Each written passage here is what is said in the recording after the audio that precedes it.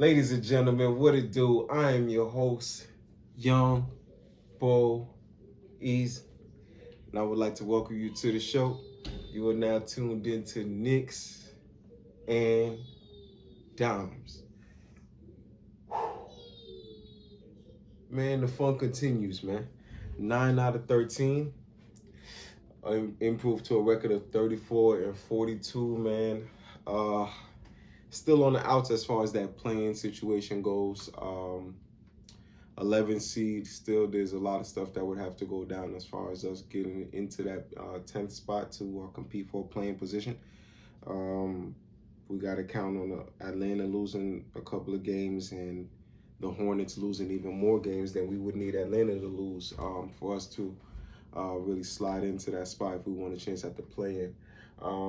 If you've watched previously, for those of you that's watched previously, I'm not pretty much a fan right now of going into that play-in, although the reasons I had uh, for not wanting to go into the playing game are starting to make a little change. But then again, I'm not going to change my mind just off of 2-3 games.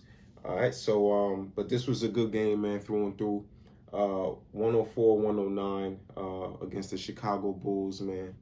Led by, you already know, DeRozan and Zach LaVine.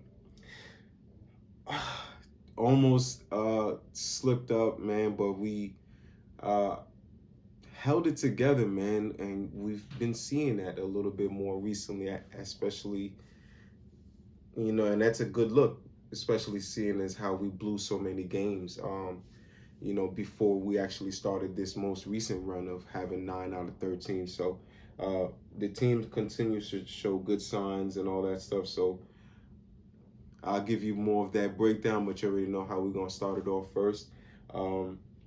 Let's get into these stats, man. All right. Starting with the Bulls, 16, 13, and 1 in 34 minutes for Nikola Vucevic. 37, 6, and 7. That boy was balling out. DeMar DeRozan in 41 minutes. 27, 4, and 3 for my man Zachariah Levine. Io DeSumo, 10, 2, and 3. And as far as the sexy stats, man, that's pretty much the gist of it. You know what I'm saying? So we're going to get into these Knicks. All right, 16, 12, and 2 for my man Mitch Robinson. You got to pay that, man. A bunch of those was offensive. I want to say maybe like at least 8 was offensive rebounds. He's just been cleaning those boards up, and we definitely appreciative, man. We're grateful for his services. 28, 6, and 3 for R.J. Barrett in 43 minutes. Alec Burks played 42 minutes and got 27, 6, and 3. Julius Randle, 5, 13, and 4. I'll get into that a little bit later. 17 and 2 for my man Obi Toppin, 20 points. 20 minutes. And as far as sexy stats, that's pretty much, what it is also for us. 43% they shot from the field, and we pretty much was right there, 42.7.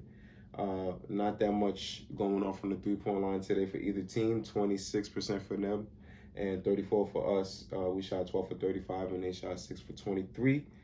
Free throw line, we shot 60%, which is just horrible, and they shot 90%, which is great. They were 30 for 33. We were 21 for 35. Pretty much even on the rebounds. 16 and 19 on the assists, we won that, and yeah, that's pretty much the gist of it, man. But I think one of the greatest stats that we got tonight was we only turned the ball over 6 times, and we forced 12 turnovers. It's just, that's a really, really good sign right there, man. The game was only tied once, had 3 lead changes, but for the most part, man, we pretty much held it together in this game.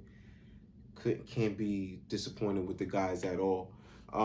Julius, although he had the 5 points and 12, but he got 12 boards, and he was still plus on the plus minus. So it wasn't as bad as it looked. You kind of looked up and was like, yo, this dude hasn't really been getting buckets tonight. But the rest of the team came through. Alec Burks, man, for the second night in a row, literally in that same corner, hits a huge 3, man, and quickly is the one that dished it off to him. So quickly didn't have the greatest stats tonight, like his great stat line last night. But man, he was still doing the little intangibles that we needed and things of that nature. So can't get mad at that. Toppin played 20 minutes today, man. Like that's probably the most he's played with Julius Randle not sitting out in the game. Like it's not too many games he's played more than 20 minutes and Julius Randle was actually playing. You know what I mean? So that's a good look, and he capitalized on that. 6 for 11, 54%. 3 for 6 from deep. He's looking so confident out there shooting that jump shot, man. And for somebody who struggled early in the season and was shooting it at a horrible clip, like beneath 30%, he's looking really, really confident right now. And gave us 17 points, man. That's hey, what more can you ask for, man? And the crowd was chanting for him and all that stuff, wanted him in. When Julius was doing some rocky stuff as he went 1 for 9. Crowd chanting for Obi. He got in the game and he delivered. He delivered.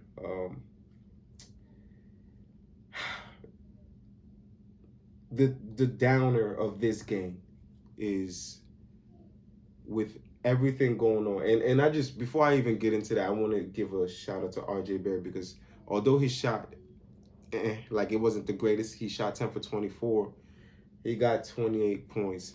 And listen, there was some disrespect on RJ's name coming into the season, and my man is finally averaging over 20 points this season, like many of us predicted he would.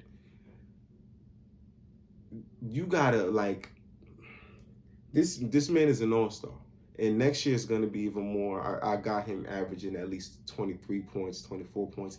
If there's no Randall, it could get dangerous. Like, it could get dangerous, but only time will tell. So with all these good signs that you get from RJ Barrett, Alec Burks, Emmanuel Quickly, Jericho Sims, although he didn't even attempt a shot today, and I mean, he just the play, the energy that he was giving us, it was good. Fournier didn't play that well today, but we still pulled it together as a team, and that's the most important part. We did it as a team.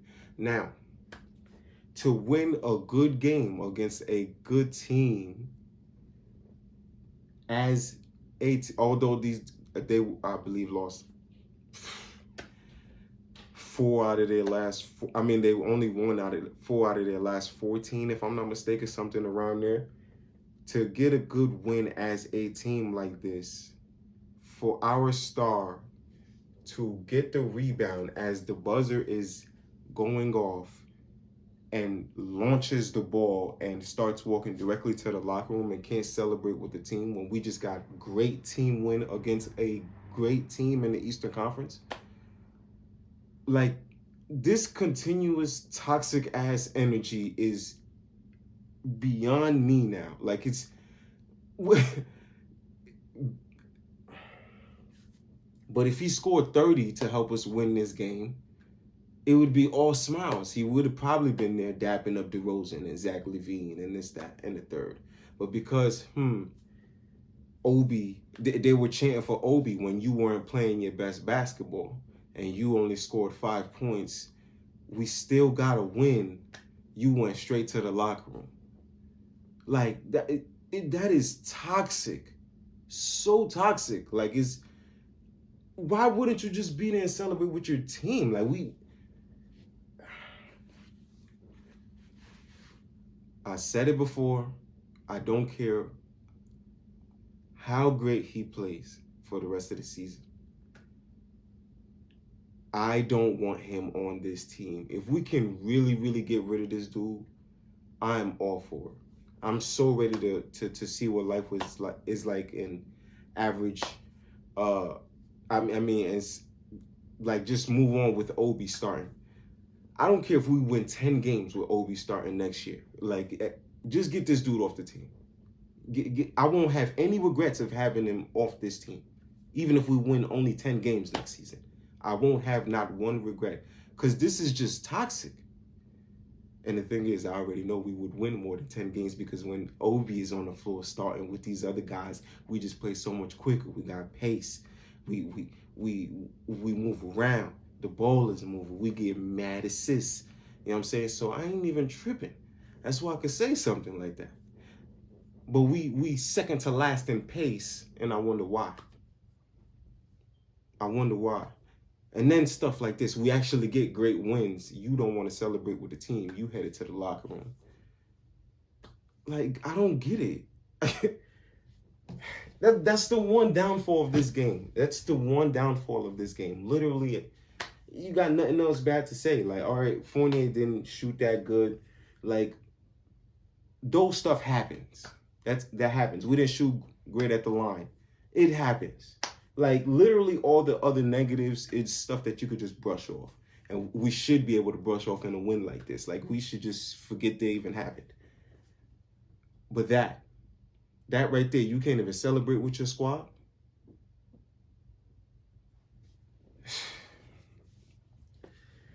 Next up, man, we got the Hornets, man. And this is what I said last episode, that this is the test right here.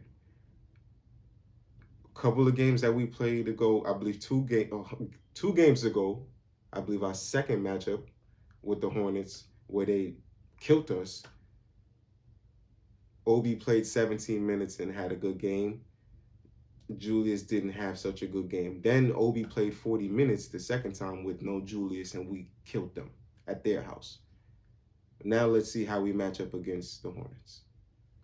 Let's see how that goes down with Julius back. I'm expecting him to play tomorrow. Wednesday.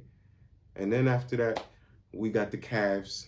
I'll be at that game live and direct personally. So that should be fun. But yeah, we got 2 games against good Eastern Conference squads, and hey, let's see what happens. But you already know what it is, man. I'm your host, Young Bo Weezy. You already know how we do it over here, man. Love, gratitude, positive attitude. Please like, comment, subscribe, share with your peoples.